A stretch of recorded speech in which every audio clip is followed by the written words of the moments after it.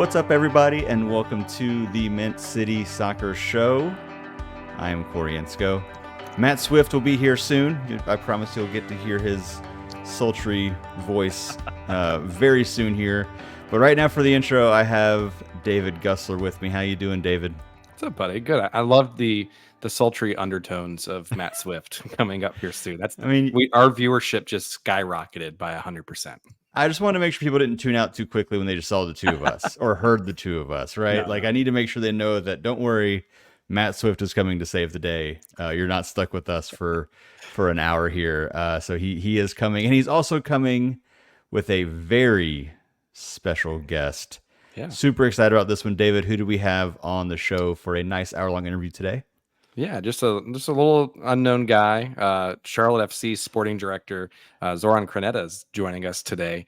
And we talked about some pretty cool stuff, Corey. I know you got to be the producer and listen behind the scenes, but we talked about, what his role was like during this past transfer window, what he had to do, how much lack of sleep he got. Yep. But then also too, like some of the players that we just signed, he kind of goes into what that looked like, the process behind it. Even teases us with some other news potentially that's coming up. So you got to make sure you listen to the episode fully to kind of hear what he teases us with. Yeah, he's a little cagey on some answers, but if you read between the lines, you might be able to figure some things out. But no, I mean, he's been a busy man, and a lot of sleepless nights and travel, and I know that can wear a person down. So I really appreciate him taking some time to join us and talk. His second time on the show, which is awesome that he's been with us twice now. And just really kind of getting to hear kind of his perspective on how he approaches the transfers in general and scouting in general, but also how he approached this window in particular, what he sees in the team, what he likes about the players we have coming in. And what I like about hearing from him too is rather other than occasionally being a little vague with some things that haven't been announced yet that he wouldn't tell us about. He's pretty wide open with stuff. I think when you hear him talk, he's straightforward about how he feels about where things are now, past players. We talked about the struggles we've had at getting that number 10 in the right way, and I feel like he's pretty upfront about kind of some previous situations and why things worked and why some things didn't work. So always good to have him on. Really appreciated him taking such a good chunk of his evening out to talk to us and tell us a little bit about it. But anything else for you, David, that really jumped out about y'all's conversation with him?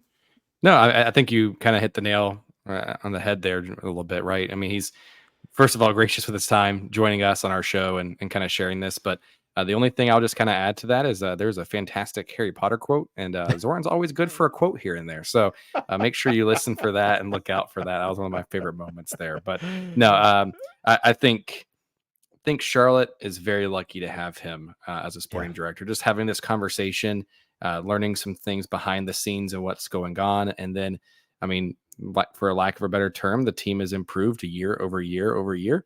And that is what you want from a sustainable club. It's not a splash in the pan. And it's been great to kind of get to know him more and kind of see, a peek behind the curtain, which is good. Yeah, absolutely. I mean, you're totally right. You look at this roster, before this window opened and look at it now. Oh yeah. Maybe we didn't get some of the targets we were going for. That's how this works. That happens. It's not as easy as, clicking X on FIFA and doing it. So, that happens, but you look at where this team is now, where it was before the window opened. And I think it's hard to say that we're not improved, especially in the attack. So really exciting things there.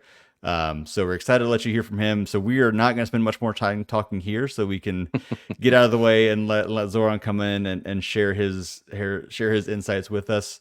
But before we hear from Zoran, let's hear from our sponsors.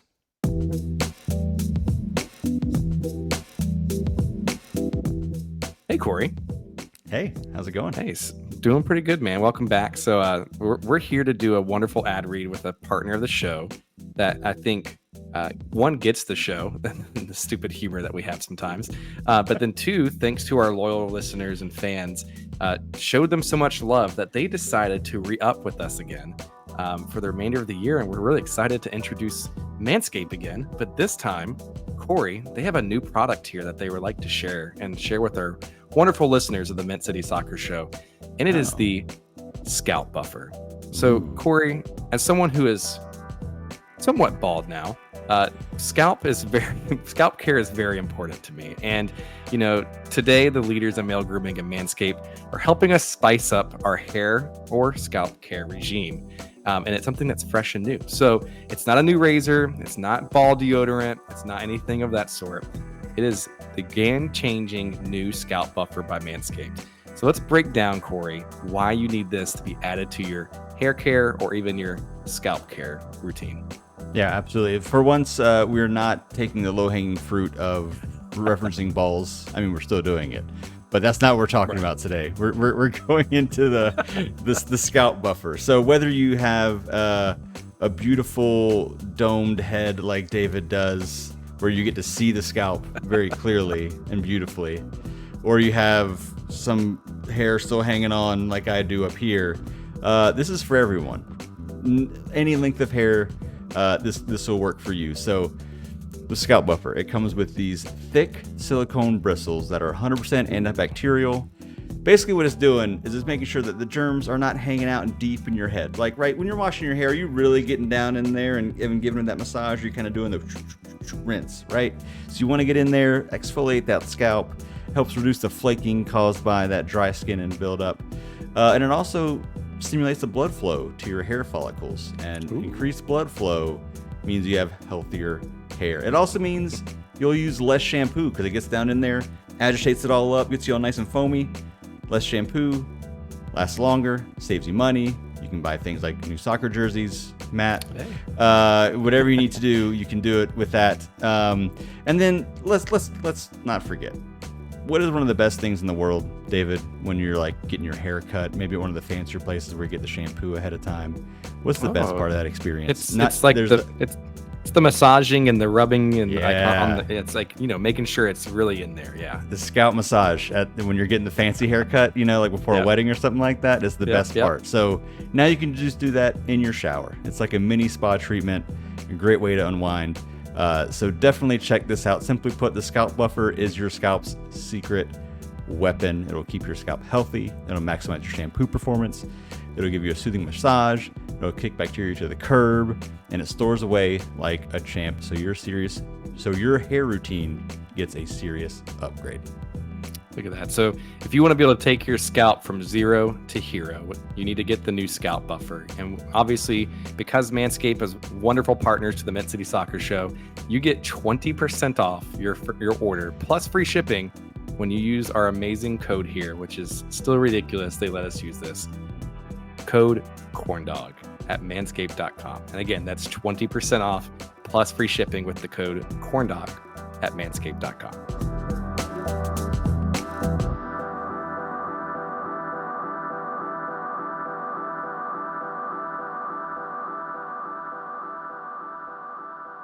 Zoran, thank you so much for coming back on the show. It's good to have you back on again. I know you had a busy week last week, traveling some, I think. I'm sure it was hectic. How are you staying? How did you stay connected to the team? What was it like for you last week? How are you feeling now that you're back? Tell me a little bit about the transfer window last week. Yeah, thank you. Matt, David, great to be here again. It's been some 18 months or so since the last time I joined your podcast. So, thank you for inviting me. The simple answer, how I stay connected with the team is I didn't sleep. That will be that will be short answer, really.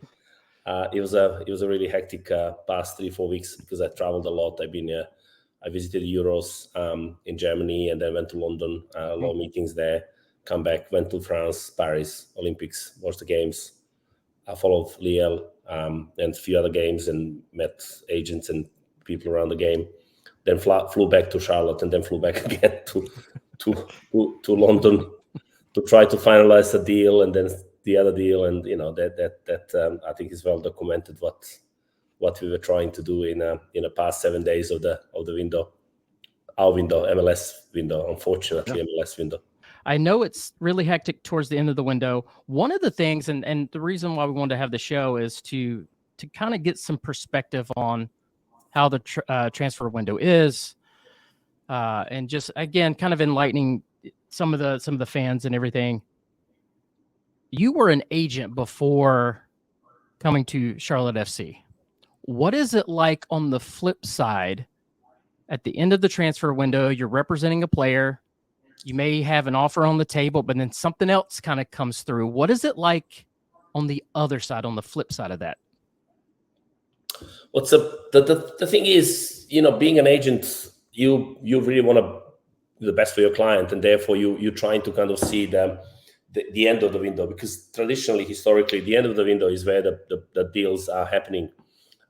This year, we also were unfortunate to have a Copa America and Euros taking place, and that basically stole or stopped the window even starting. So really, the Major League Soccer is in a fortunate position that our window is closing on 14th of August, where really the window started to kind of move, and the players started to kind of make the moves. And it's all very much like a domino system, where basically everyone is waiting for one move. So let's say Torino in Italy waiting to sell the 30 million player to Premier League. Once they sell the 30 million player to Premier League, they move to Copenhagen and buy the player from Copenhagen for 10 million, and then Copenhagen buys the player from the Croatia for 7 million.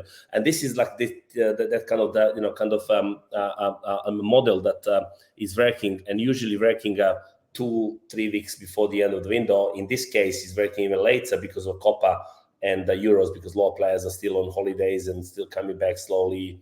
So I felt that if he had another week or 10 days of the window, that we would probably get all the targets we wanted.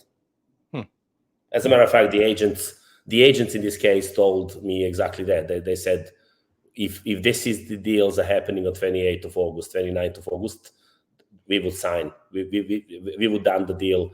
And in some cases, the players were reluctant to commit to us because they wanted to see what else happens in the next 10 days. So this was a disadvantage. In an ideal world, guys, we would all love to sign all the players we want and strengthen the team the first day of the window opens, but it doesn't work like that. It never happens like that. That's like the fairy tale world. I know that some of the fans would be actually frustrated, saying, "Oh, why don't we actually do the business in the first 3 days?" I'd love to do it. It'd be much easier for me. I wouldn't have a heavy flu right now that I have, and I'm practically bedridden for past 3 days, simply because I spent like 3.5 weeks traveling around the world and trying to kind of get to the people, move the deals forward, and it's not happening. This is not how this actually soccer works, especially in Europe. And if you want to go for the big stars, if you want to go for the really good players, then you have to follow that principles of how that window works in Europe. You can't, you need to adjust to them rather than expecting the players and the teams in Europe adjusting to Major League Soccer. Yeah, go ahead, David. Yeah, so you actually perfect segue there, Zoran, because that was actually my next question a little bit, right? Is that, obviously there's some chatter online about the timing of the signings. Can you give us kind of a peek or a time frame behind the curtain about how long you identify these players for? And if, say, a deal doesn't go through, what does that process look like for that next option, right? Like, it's not like you just try to go through a deal and all of a sudden it falls through and you go, okay, I'm going to try to go after this guy now. What does that process look like for you and the team? I mean, not to go to too many details. Sure. The moment I, for example, flew to London the last time, first of all, I met with all these agents and people and clubs, probably 2 months ago, and started the process. From starting the process to trying to finish the process, it takes time. First of all, you have to agree the club. Once you agree the club, and that's not something you do in 24 hours. This is a week's process, and it takes us 2 or 3 weeks to agree the deal, because obviously the club starts from the very high position. We start from a little bit lower, and then we try to kind of get to the position where it makes sense to both parties to agree. That's negotiations. This is, otherwise we go and buy the 5 million players for 50 million every time. Great, everyone happy, except obviously my owner and everyone in the Major League Soccer, because we don't want to be a silly club. We want to be a smart club. We want to be kind of paying what is the real value for the players. We don't want to kind of overpay the players. That would totally change the dynamic within a team. If suddenly we have 11 players and one is paid 50 million, everyone else are paid the 5 or 6 or 7 or 10, then you can imagine how these other 10 looking at that one that is paid 50 million. Sure. There are so many things that go into that. This is not a question of money. This is a question: are you running your business in a right way? Are you running your sport club in the right way? This is not a question of we have money, so let's splash. This is not the question of if you have a 10 million, you buy the car, the Ford Fiesta. You don't buy it. You try to buy what is the real value. You go to buy the car, and you try to buy what is the, you pay what is the real valuation of that car. Sometimes you pay a little bit premium, but you're still negotiating and try to get the best deal out of every player you try to bring in the club. So that's also building up identity of the club, who the club is, how the club it takes their business, and how they buy and sell players, move the players, trade the players. You need to have that kind of identity that is recognizable in a world. So it's when I flew last time to London, we were doing the three, 4 deals in the same time parallelly, because that's how you have to do it, because you don't really know which deal is going to happen. At that time, nobody knew what we're doing, absolutely nothing. The words start coming out when we started becoming very close of doing the deals. We either done the deal with the club, and then the word come out, or we done the deal club, and almost done the deal player, or in one case we done the deal club and player, and then some other circumstances actually prevented us of signing that player.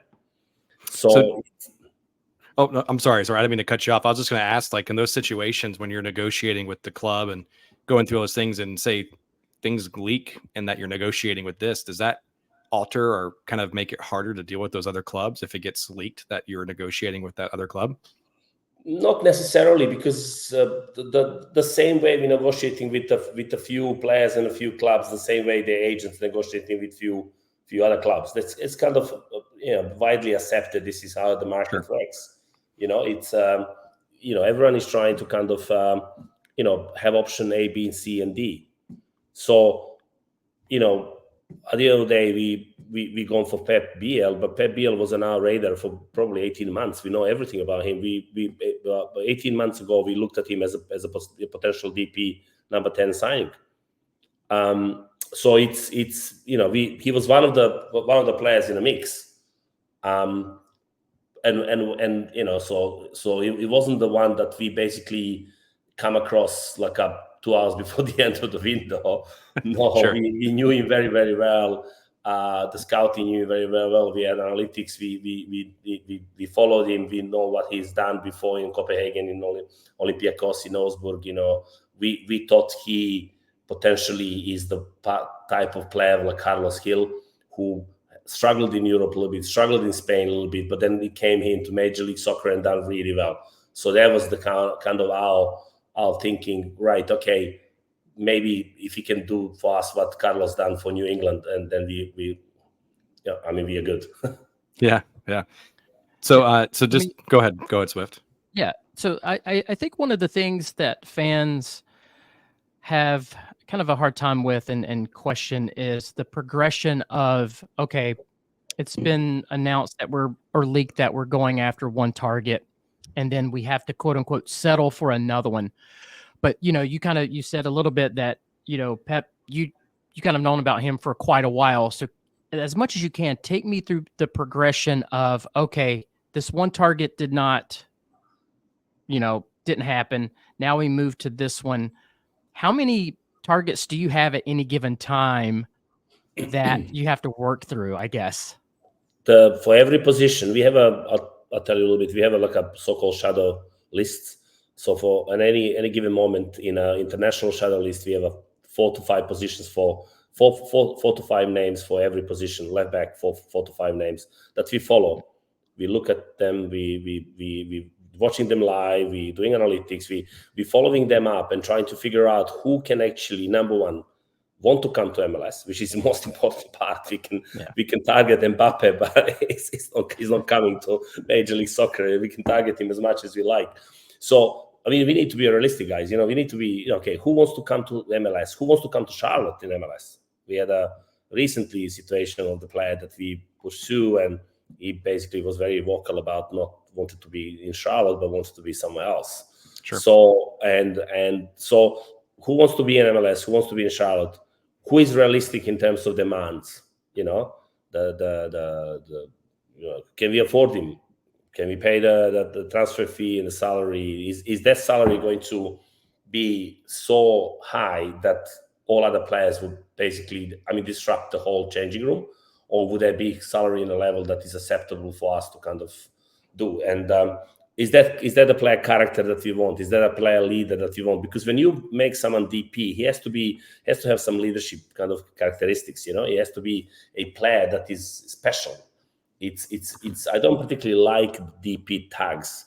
I wish we don't have the DP tag. I wish we have just a player who, because sometimes DP tag can actually be too much for some of the players. Some of the players don't wear it very well. Some players actually are thriving having a DP tag or DP crown on their head.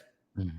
So it's at every given moment we're looking at least 4 or 5 players.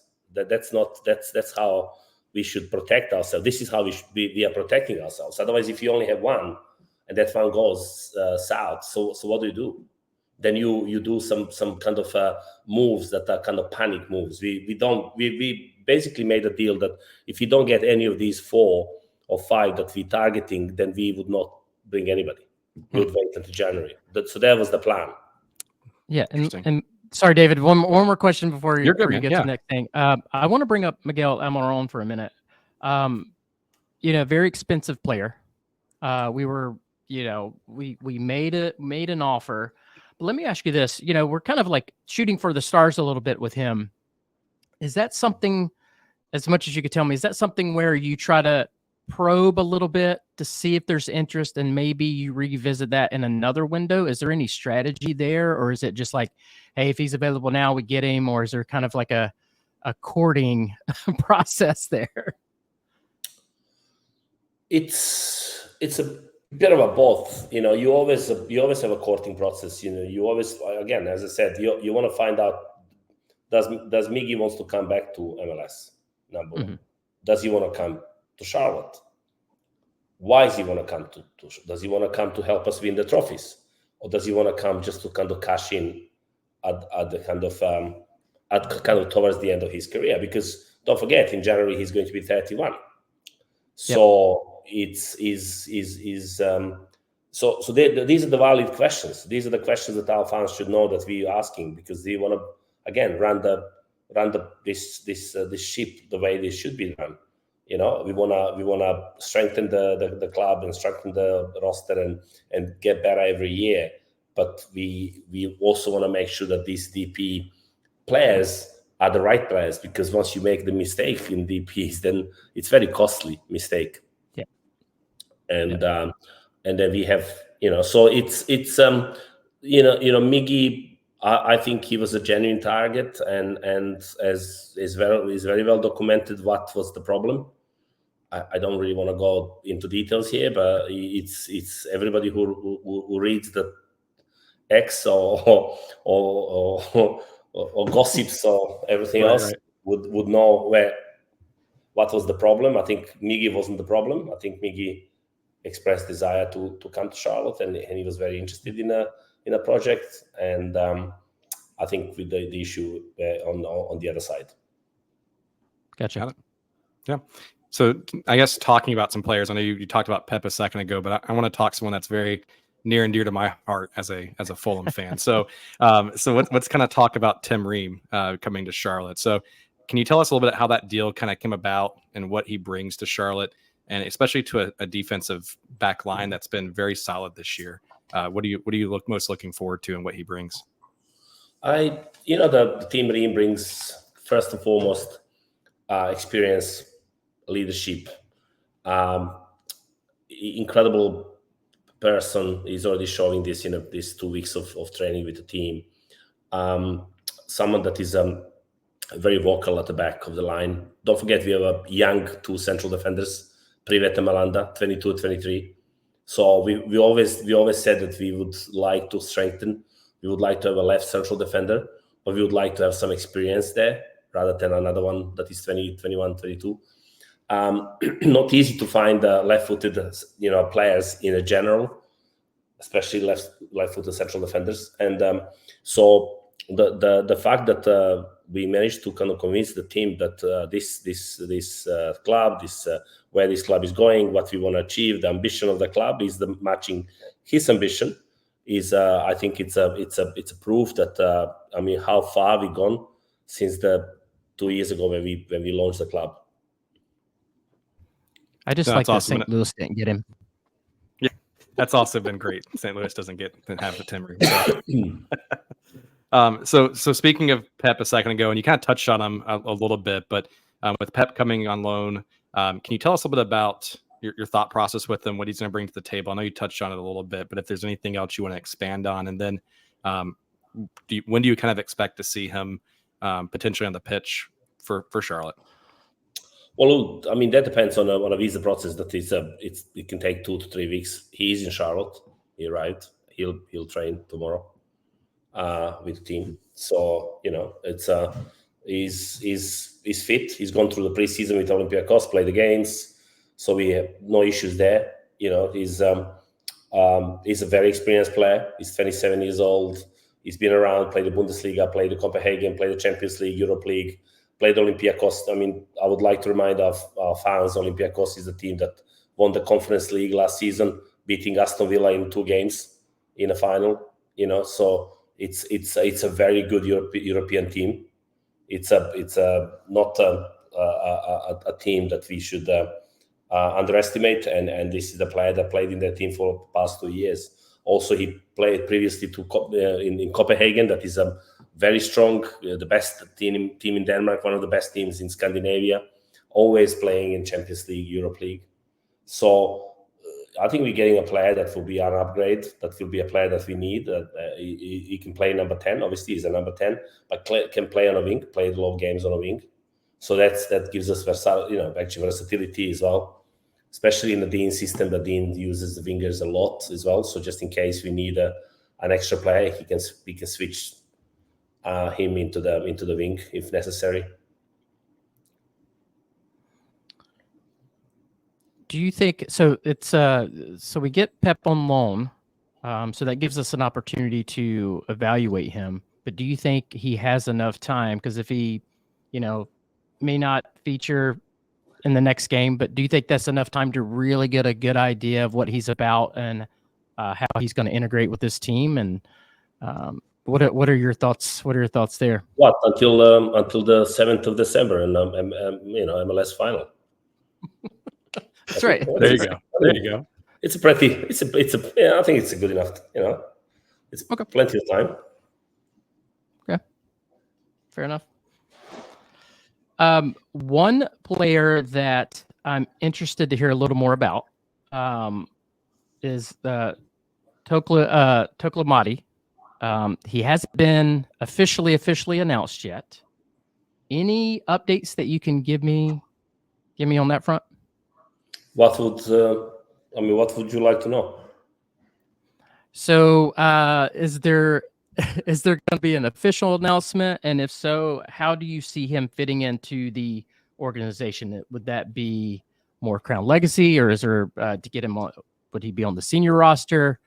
Do we have to make room for him to be on the senior roster? Yeah, he's a player that we were targeting and following for some time. We know of him. There's a very talented generation of Israeli players.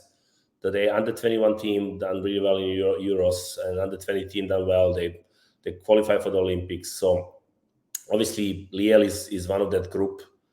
He's a little bit older, but there's a few of them that we were really closely following, and Idan Tatti is one of them. He's also versatile. He's a striker that can play on the left wing. He's just fast and athletic. He also likes to take the players one-on-one. So it's we really were impressed with him. He's only 19, so that our fans need to take into consideration. There are several pathways for him. we're not going to hurry. This is the player that we want to develop properly. So I would expect to see the best of him next season rather than this season. But he would go through the Crown Legacy kind of pathway. But we would be able to, before the roster freeze on 13th of September, to move him into the first team. He would train with the first team and the Crown Legacy, depending on the needs, and then he will be available for Dean Smith if he wishes to kind of play him and use him. Very, very nice. I have to ask: are there any other surprises? Will there be any other inclusions this week that we should know about? Yeah, it's with this club, there's always some surprises, Matt. Otherwise, what would the world be without the few surprises? Yeah. But look, if you look at our window, we have transferred 2 players, Scotty Airfield and Brecht de Agere. Fantastic boys, fantastic guys, great professionals, good players. Did not perhaps work with them the way we ideally wanted. So that's another ability of this club to kind of realize what needs to be done and changed, because it's easier. I would say it's even easier to move the players in than to move players out.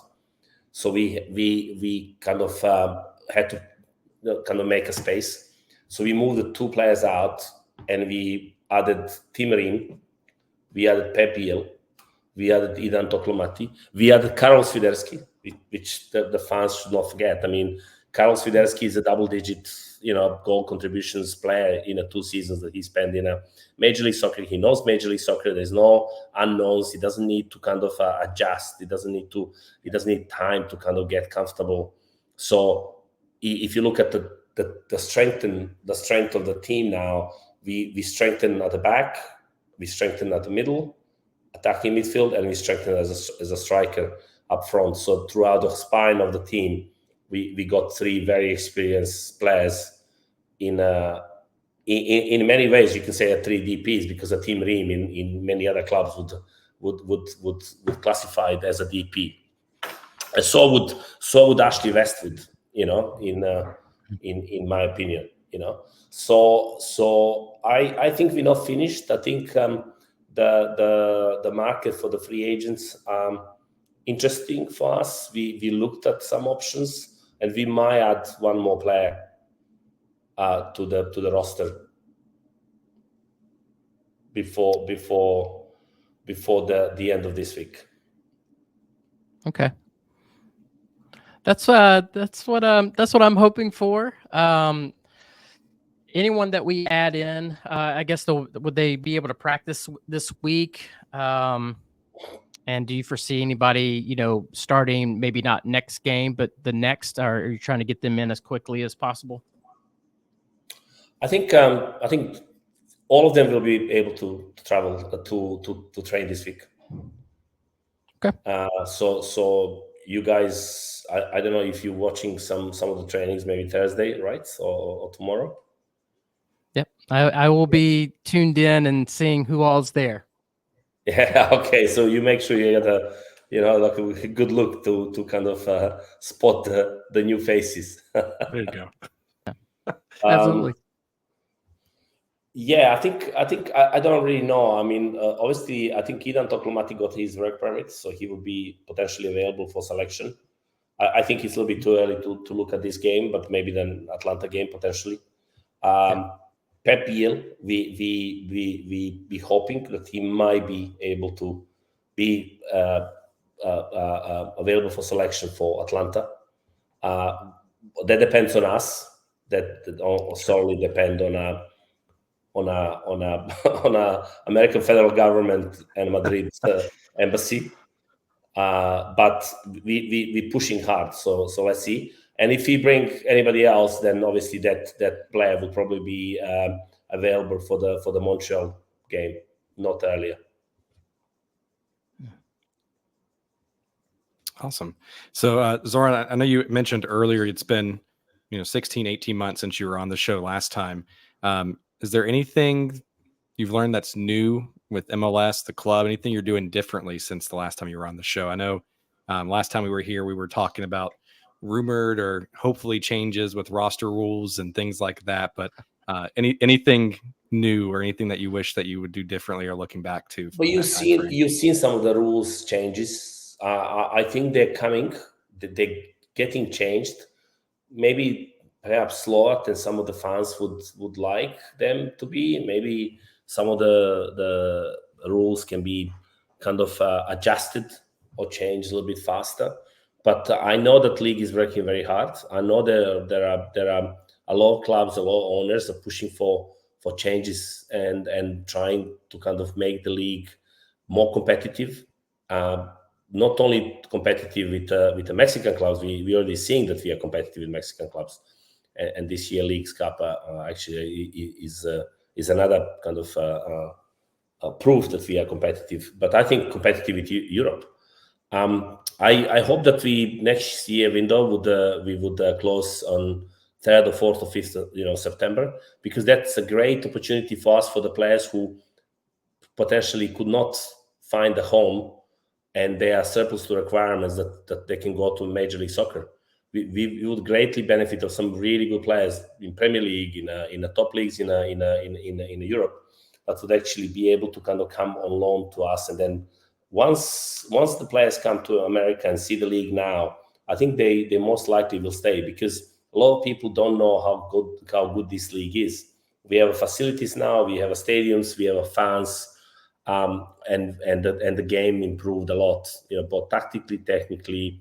The intensity is already there. The speed, transition, the physicality, athleticism of the league is already there.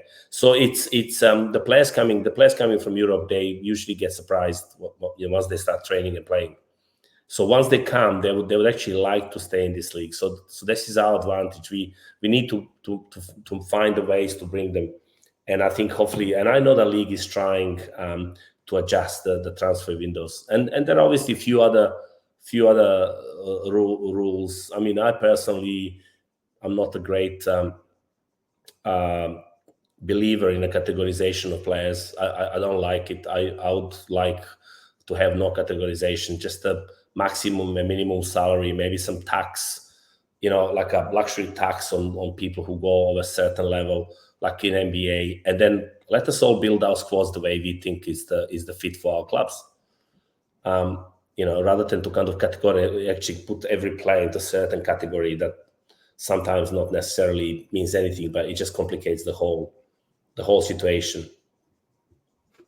So just to piggyback on this real quick, sorry, Swift, just real quick. Yeah, so with the World Cup coming to the United States a few years out, is that helping bring more eyes to MLS and potential players in future windows as well? It'd be as a sales pitch to say, hey, you're already here, and then World Cup will be here in the backyard. Yes, there's no doubt. Everyone already is talking about the World Cup in USA. Everyone is already thinking this is going to be the greatest and biggest and best World Cup ever. And I honestly think this will be the case. We hosted the Real Madrid recently. They played the game and they trained at our training pitch. I had a little chat with Luka Modric, and he was really seriously impressed about our training camp, about the Charlotte. He said to me, "Oh, it's such a beautiful city. I didn't know about this city." I said, "Trust me, I didn't know 5 years ago either." So nothing. There's so much. There will be almost the veil lifted from eyes of the European and world population when they start traveling across America, because they know New York, they know LA, Miami, Chicago. There's so many beautiful American cities like Charlotte that the people don't know well enough, and would potentially be a huge opportunity for all of us to kind of bring the players, and the players understand where they're coming, where they're playing, the stadiums, the atmosphere. I mean, everything. I think the world is already talking about I experienced this in the last month or so when I was in London 3 times in the last month, and London is generally epicenter of the transfer dealings.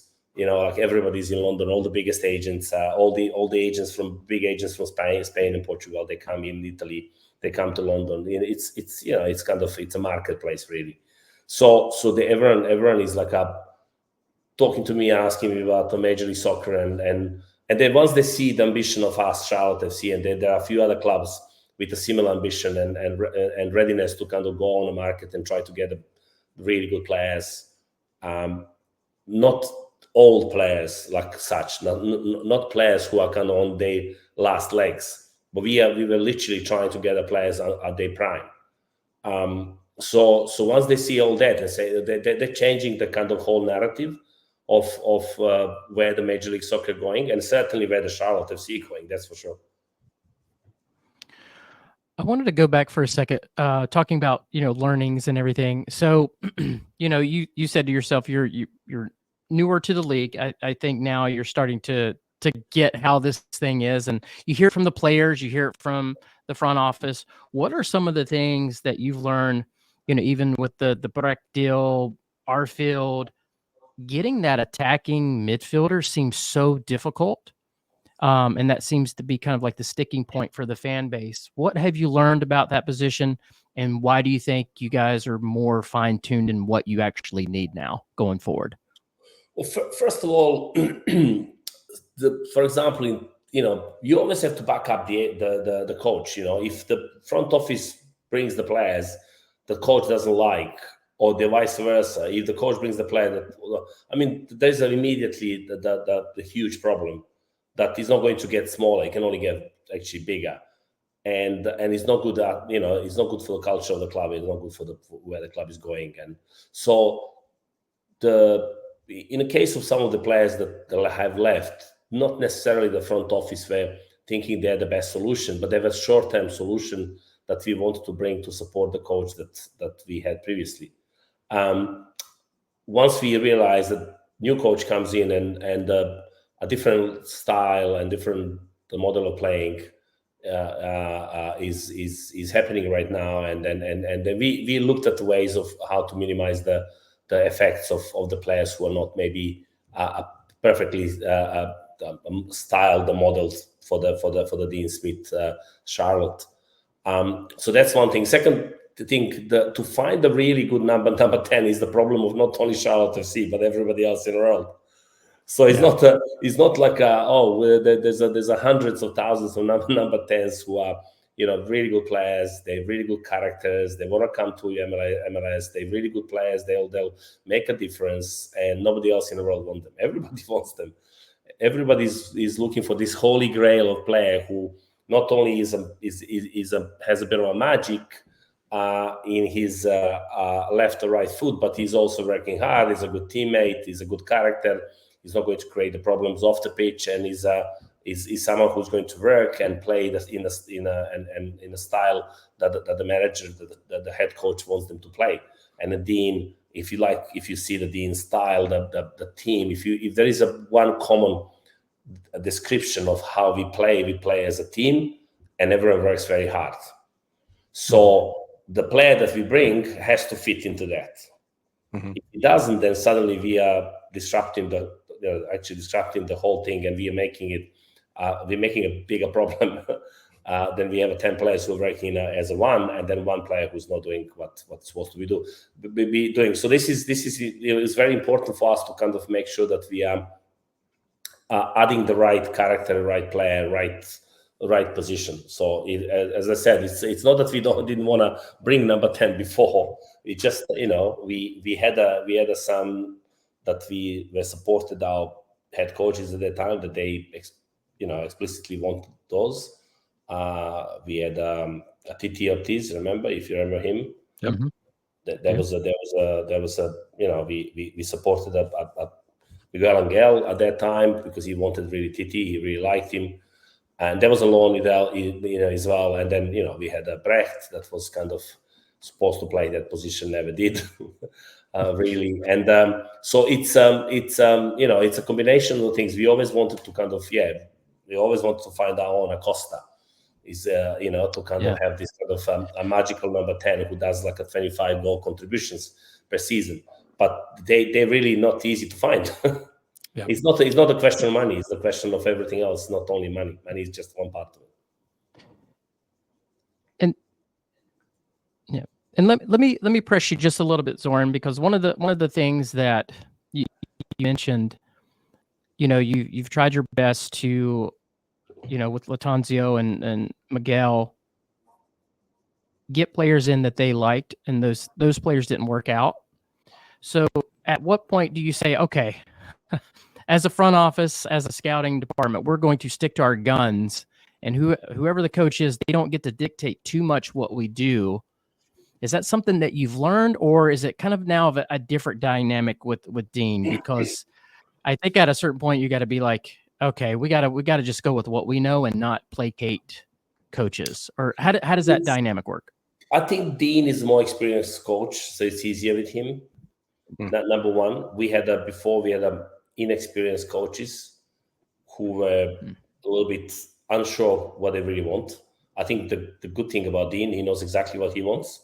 So that's way easier for us to work, because when you're very kind of clear or what you want, which way you want to go, what's you need, then it's easier for us. We never gave the coaches anything they want, but you have to kind of balance a little bit. You have to trade. You can't just say, okay, well, front office does whatever we want to do, and it's up to you to coach that team. That's not a model that will work in the long run.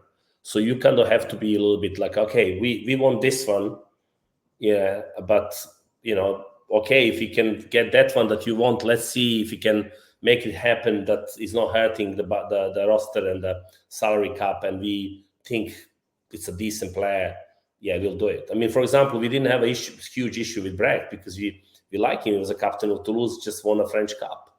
As and just another proof that the Major League Soccer is not for everybody. You can be a very good player in a League One or in Belgium, but then suddenly come to Major League Soccer and it doesn't really work for you. We see this all the time. It happens to the best players of Spain going to Premier League, and they're not really performing, and they're going back. So that's not unique for Major League Soccer or Charlotte. It just happens all the time. Yeah. And one more question, David. Sorry, and I'll let you ask away. Before I forget, we talked about Dean's kind of playing style. We've certainly shorn up the back line that we've kind of fixed our defensive woes from last season. With these new signings, will that change our style of play going forward? Because it seems like we're playing a lot of long balls out of the back, and maybe Tim Ream is part of that. He has the quality left foot to get the ball forward. Do you see us playing more like that the rest of the season, or do these new additions help us play more through the middle, maybe play through the channels, and not just kind of over the top lobs up front? I think it's a really good question, actually. I think that new additions will help us play through the channels more. The first start playing through the channels is the central defenders. So I think Tim Ream, you mentioned, has a lovely left foot, very experienced, knows how to find the players, knows how to find the pocket. So I think he will do that more. I think obviously, actually, both Pep and Carol are the very, very technical players who actually can combine very well.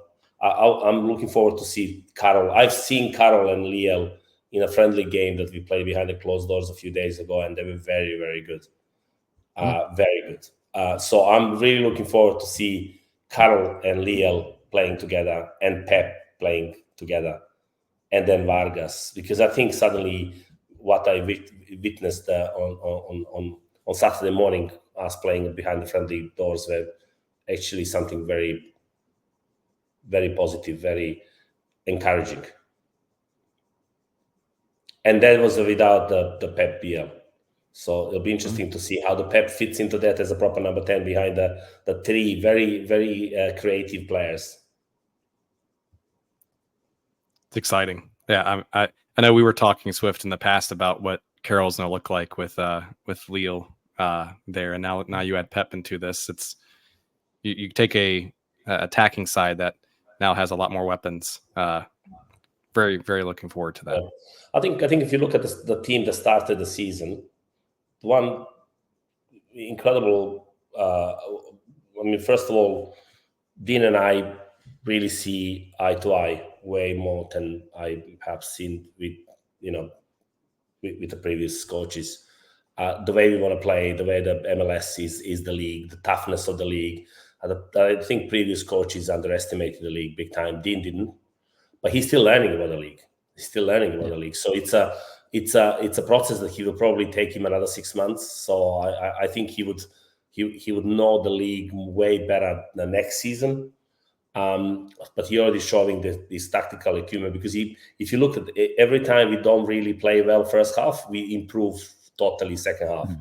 Even if you have sometimes I had a few games when I was like hoping for the water break or for something to happen to kind of stop the game for 2 minutes, because Dean is able to kind of quickly adjust the team and the positioning of the players, and it benefits us immediately.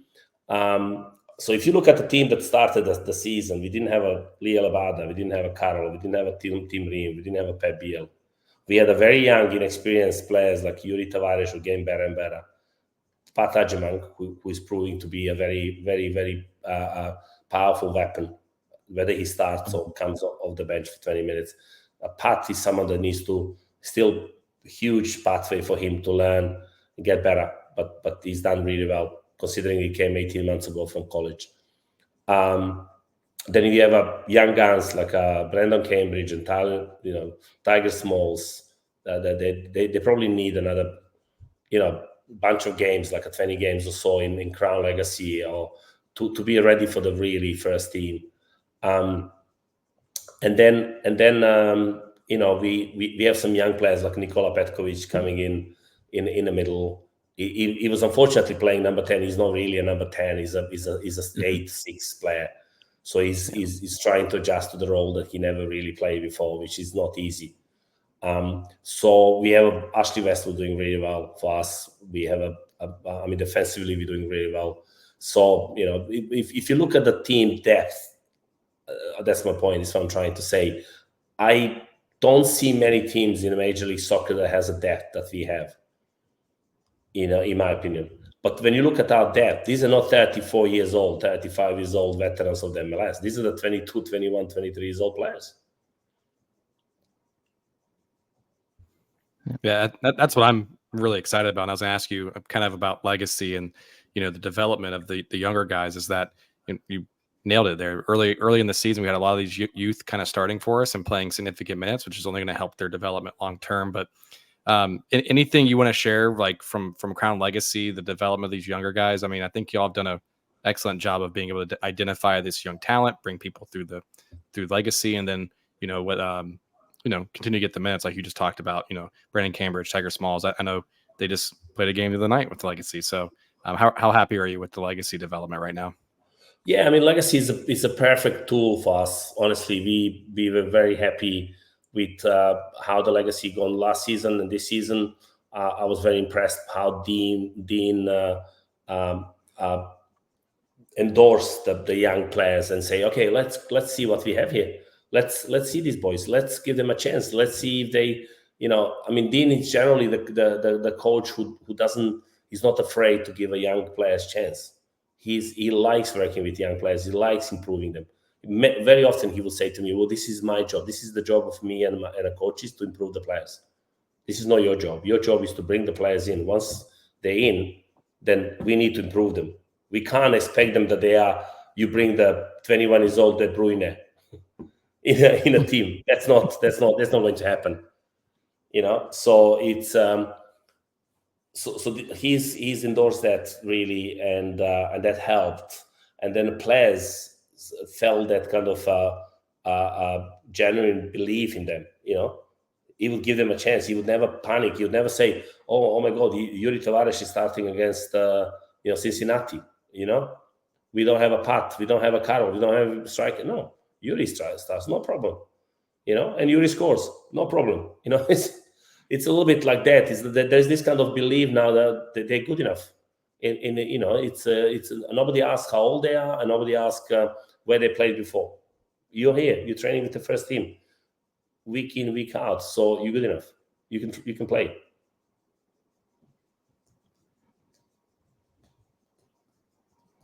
So Zoran, let me ask. We've talked a lot about various topics. Is there anything that we didn't get to that you would like the fans to know? Maybe clarify some things, or just explain, the transfer window, or maybe something they don't know? Well, look, I'd love them to know a little bit more how much work was put in a transfer window. How much work was put in a primary transfer window, where we brought Liel only, but we had many other targets. But we had to, in order to bring the players in Major League Soccer, you need to move players out. Yeah. And we managed to move first Carol wanted to leave, well documented. Then we moved him to Serie A. Then we moved Camilo Josviak to La Liga. He didn't go to some never heard of small team in Europe. So that's also the building the brand of the club. Okay, our players go to the good clubs, good leagues. We want to kind of maintain that level. So then for the next, we have offers. I'm not going to kind of discuss the amounts or where from, but we had offers for quite a few of our players right now, and we turned them all down. And for me, in addition to the transfer window being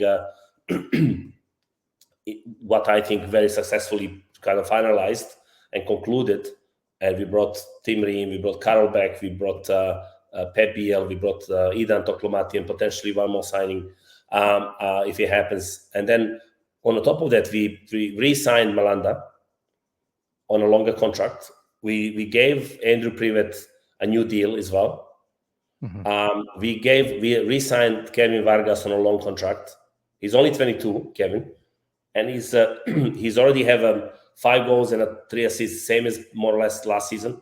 So I think he still has a periods when he's too quiet for my taste. I think he has a way more to show and give us to fans and Charlotte FC. But he's a really good, talented young player. Player. He's only 22. So we signed the 3 players. So that's also something that is really good. So we're building for the next year and the year after next year. Gussler, anything else? No, I was gonna say that's really insightful, because it's like I remember last time you were on the show, you were like, hey, like you want to build something that is sustainable and successful here. It's not just a splash in the pan or something that is just going to be a one-time thing. Like you can see the pieces here that you're building, and signing the youth for long term and building that spine and that back line is really key to that. And we've got some really exciting youth here, and I think you're starting to see I know you were talking about earlier how much work you put in on all this. I think you're starting to see that kind of pay off a little bit long term for us too. So it's exciting to see. We talked a lot about how we want to build the club to be a model club for many years to come. So it wasn't like a yo-yo club. Okay, well, this year we are 3rd in the East, and the next year we are 15th in the East. We wanted to show the kind of the serious progress. So I have no doubt the next season will be better than this season from the very beginning. Even this season, I feel that we are about 6 points short of where we should be. And the games we unfortunately lost, and points lost, and but I think next year with the team that we're building now and adding in January, and we will add in January as well, because there's some players would move and leave, and that's natural, that's normal. I have no doubt that next year will be a contender for the Supporters Shield. I have 2 questions. Well, 1, a statement, and then a question. 1, don't ever sell Malanda, and then 2, the question is, going forward, you've got the players in now. Where are some other areas maybe in the squad that you would like to bolster or add to, perhaps in the next window? You're talking about senior squad, like a first team roster, Yeah. Right. Yeah. Okay. Are there any areas that you kind of see that maybe we need some, either depth or just maybe some improvements? Yeah, I don't think it's fair to mention the positions and the players. Okay. Is there areas on the field? Maybe you don't have to do players. Yeah. Then there is a. I think I know we are the best defense in the league, one of the best. I still think we can improve there. I correct me if I'm wrong, but I think everything starts from defense. Mm-hmm. In any sport, I don't know about a sport that actually is a winning team or winning kind of a league that doesn't have a good defense. So once you sort the defense out, then everything else will actually eventually fall into the place. And this is how I feel the way we are now. And I think we can, improve there a little bit, not much, but a little bit. I think the midfield is an area that I would be probably looking a little bit more closely in January. We'll see what happens with our forwards and strikers in January. So that's another area, But now that I have you too, why do you think the defense is so improved over last season? Because it is night and day. Most of the season last season we were the worst in MLS. Now we're one of the best. Like, what do you think has been the main thing that has, kind of galvanized this defense and changed things around? Yeah, because Dean Smith knows very well the Harry Potter cousin in England, back in England. So he actually gone there and brought the magic wand and put a spell on our defense this year. There we go. Yeah. I mean, what do you think? It's the same 6 players that played last season and conceded 57 goals. Yeah. And now we arguably have 3 all-star players: Westwood, Malanda, Kalina. I wouldn't put Nate Byrne much further out in that same defense that were like a joke of the league last season. Mm-hmm. It's a coach. It's not the quality of the players, because the quality of the players now suddenly, they didn't overnight, wake up and become 10 times better players. They were just put in a position to succeed. The last season, for various reasons, I don't want to go into that now, the coach put them in a position to fail. And the players didn't like it. The players didn't like to play out of position. They didn't like to play the roles that they'd never played. They didn't like to kind of structurally how they defended. They didn't like how how we approach the defense, the high line, and one-to-one defense and stuff. So the Dean changed all that. He said, okay, this is how we play. He had a good look at the players he had, and he said, okay, these players, this is how we're going to play, and this is how we try to win. Because bottom line for Dean is all about winning. Same is for me and probably you guys. It's not about, we want to play the nicest football in the world, have a 75% possession and lose game 3-0. Yeah. Yeah, I don't like that type of play. It's good. Yeah. But actually, quite a few people ask me the same question within the league, because wow, you didn't really change much at the back. I said I didn't change anything. Yeah, it just seems like the. Go ahead, I was just gonna say, Swift, just don't share the league, Harry Potter's cousin, because we don't need them to get that magic either. Yeah. This is strictly Charlotte. This is strictly Charlotte. I think the back line, they're just playing simple, right? And I think that was the problem. And we've seen, Andrew Privet, a super draft guy that you guys identified, playing way above what you would think that he would be playing. But I think just keeping it simple has been night and day. And I think it also, too, the players in front of them, too, running. I just see the effort. You got Westwood, you got Brent that's running all over the field to kind of help guard that back line, too. And again, don't ever sell Malanda. I know there's probably a lot of offers for him coming in, but it's Malanda is a great character, great pro. Eventually will be time for him. If he wants to go, he will go. But right now he's very happy. He's in a happy place, as most of the players are. And also, you guys forgetting one name that to mention that was a brilliant addition to this year, which is Djibril Diani. I think he's a very unique player. We had two offers from the league of trades. Oh, interesting. Yeah, we basically turned them down. We said we don't have enough money for him. Yeah, going back, it just goes back to the identification of talent and what you and your scouts and the team has done. Like, some of these players, a lot of fans don't know beforehand, but then they come over and they play great, and make significant minutes and strides and help improve the team overall. And I think, like you said, Diani's a good addition to that midfield and that support the team. And also he's learning about the league, so he's only going to get better next season. So I think that's a process. I mean, we are in year 3. I think year 4 will be very, very interesting season for us. I'm not giving up on this season whatsoever. I think we have a lot to offer this season, and I'm really looking forward for Saturday game and next 2 games at home. Hopefully we'll come to the same amount of points as we had last year at the end after the Atlanta game. So, but I think this team is gluing together in a way now that can potentially make some people very scared next season. Yeah.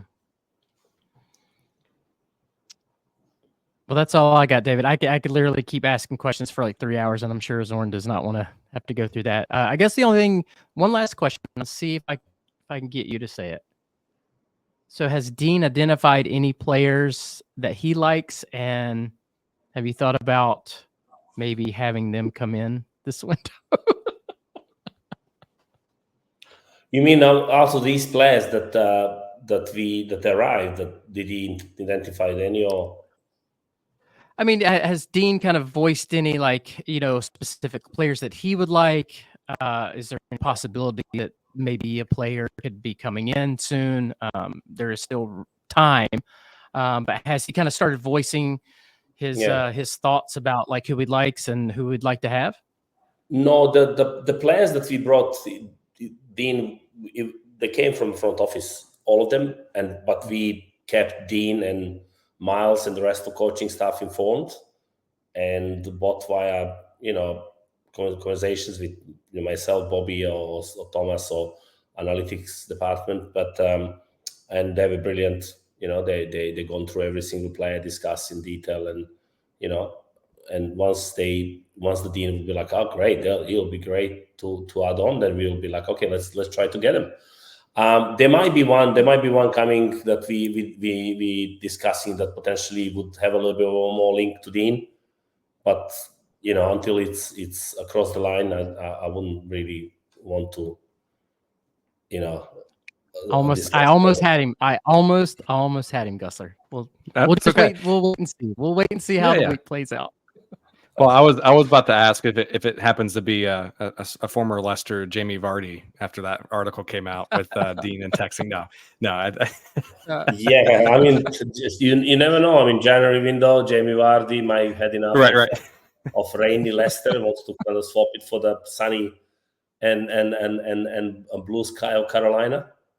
I wouldn't be surprised. There you go. Yeah. All right. But no, that's all I got. That's all I got, David. What about you?